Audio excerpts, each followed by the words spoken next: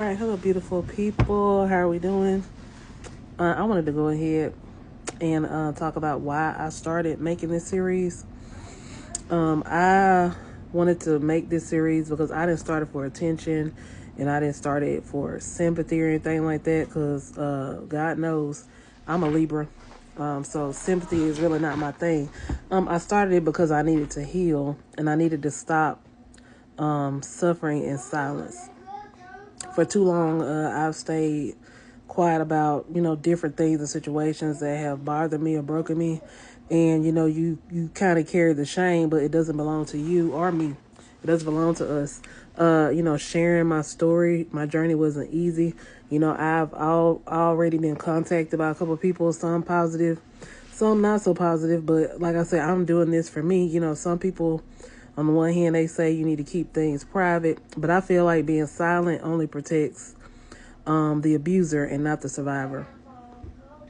And like I said, one thing I learned about from going to therapy, talking about it and releasing it, that's the only way I'll be able to take my power back.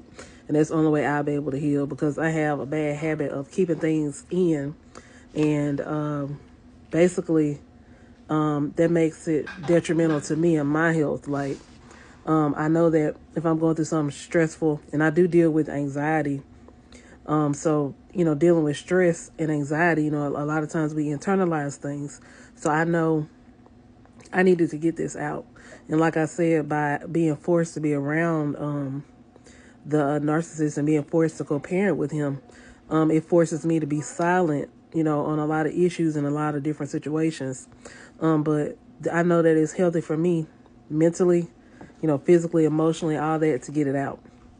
So through me letting it out and through me starting this series, God gave me a message. And I do believe in messages and I do believe in signs.